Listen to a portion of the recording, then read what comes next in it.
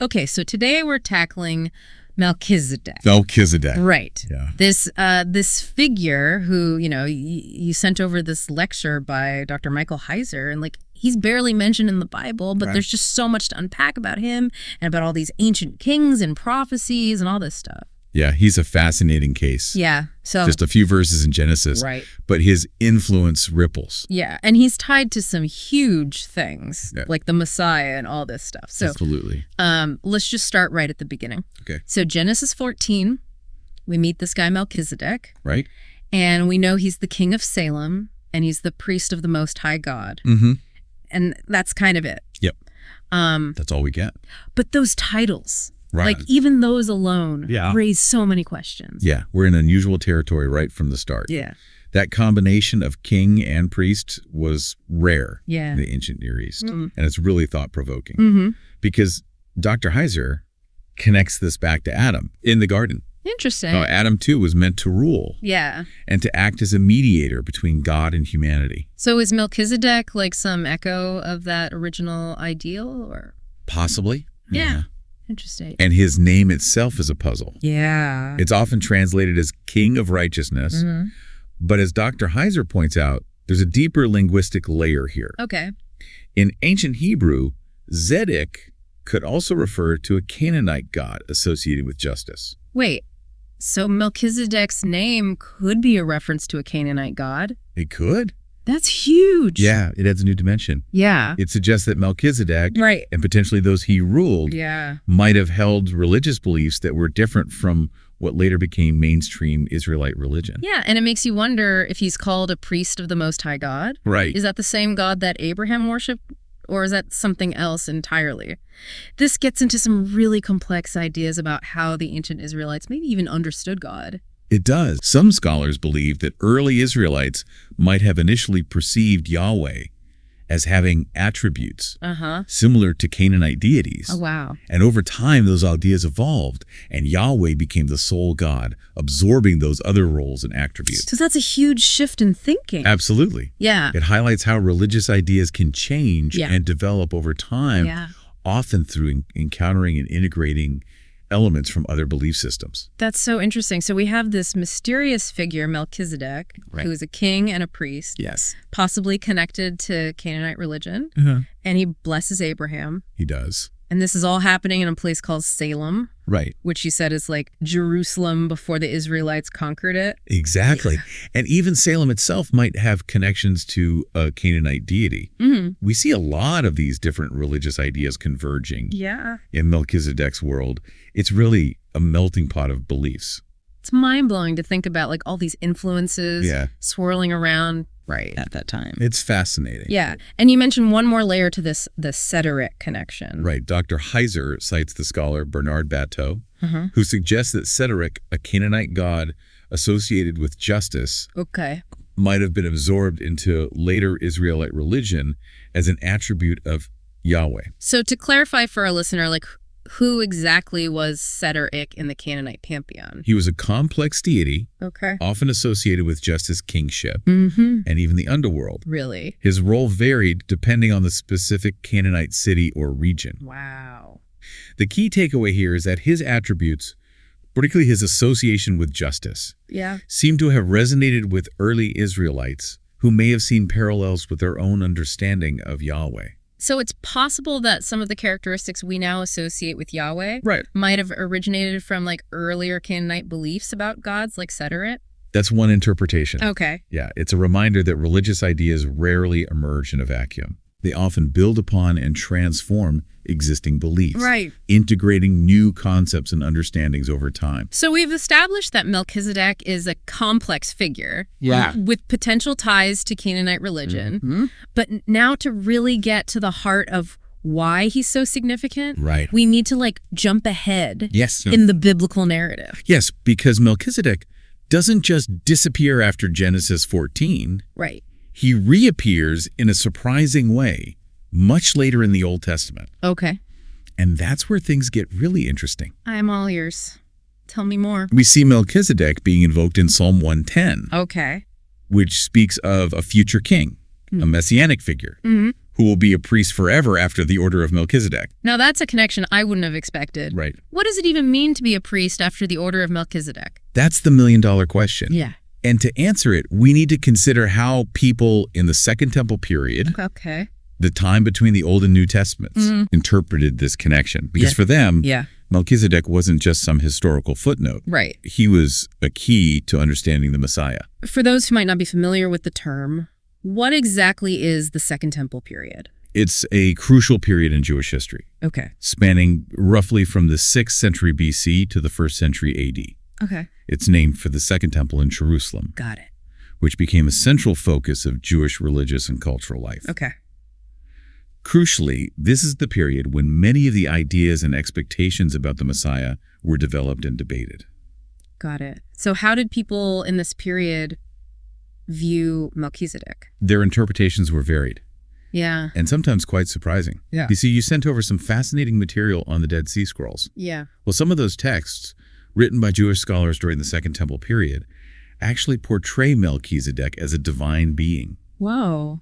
They even go so far as to identify him with the Elohim, who judges other gods in Psalm 82. A divine being. So to them, Melchizedek was more than just a king and a priest. Right. He was something much greater, a figure of immense power and authority. Exactly.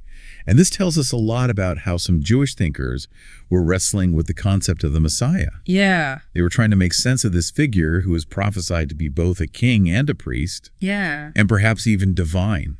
It's fascinating how these different threads, like kingship, priesthood, divine judgment, all seem to converge in the figure of Melchizedek. They do. And it sets the stage for a huge shift in understanding when we get to the New Testament and the arrival of Jesus. You're absolutely right. Yeah. The way the New Testament, particularly the book of Hebrews, interprets Melchizedek in relation to Jesus is crucial for understanding Christian theology. So let's dive into that. What's so special about Jesus being a priest forever after the order of Melchizedek?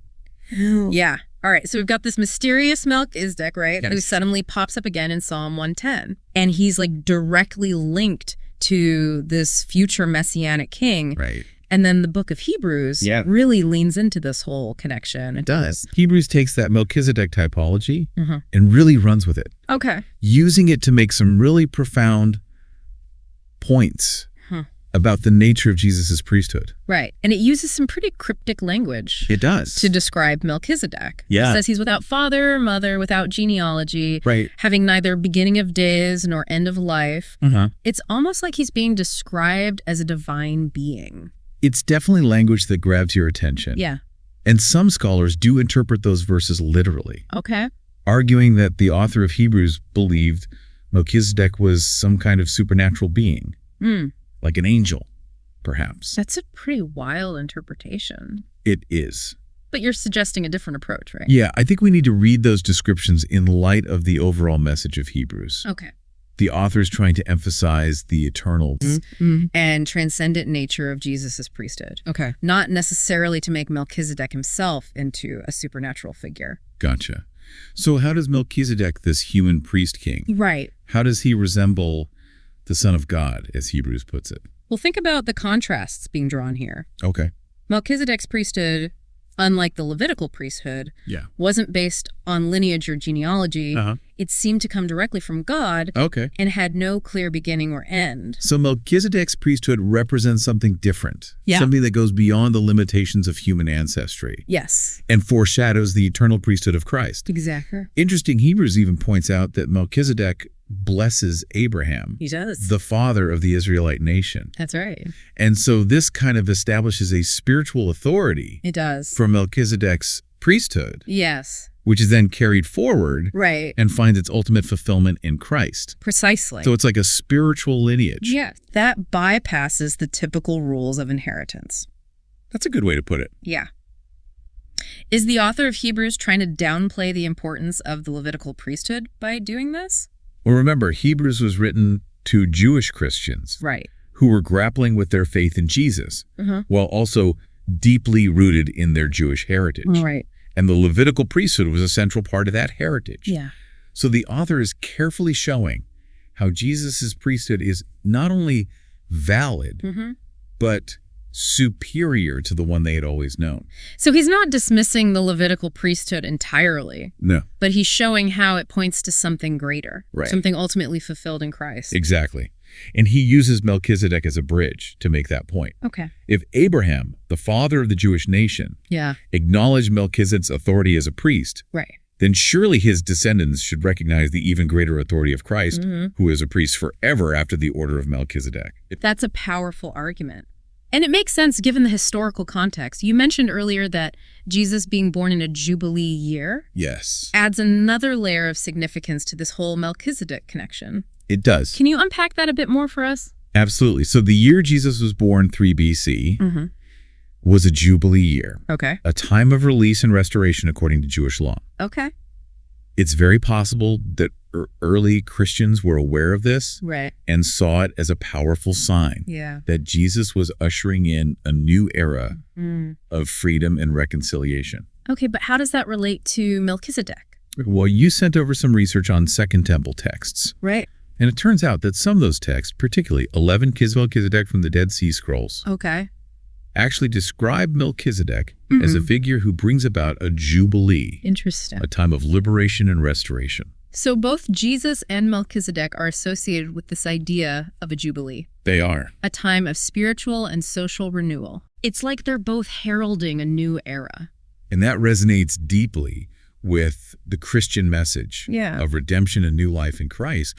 It's through this lens of Jubilee that we can better understand the significance of Jesus's eternal priesthood. Okay. It's a priesthood that breaks the chains of sin and restores us to right relationship with God. It's almost like a cosmic reset. Yeah. A return to the original goodness that God intended for creation. I'm seeing now how this idea of Melchizedek being a type of Christ connects back to something we talked about earlier. The idea that Adam was also a type of Christ. That's a great connection. Yeah. Both Adam and Melchizedek, in different ways, foreshadow aspects of Christ. Yeah. Adam, in his original role as ruler and priest, points to the ideal that is fully realized in Jesus. So it's not that Melchizedek is literally a divine being. Right. It's about him representing a primordial ideal, a blueprint that finds its perfect expression in Christ. You've got it. And this brings us back to the significance of Jesus being a priest for ever after the order of Melchizedek. It's a priesthood that's different, set apart, not bound by the limitations of human lineage or the Levitical system. Right.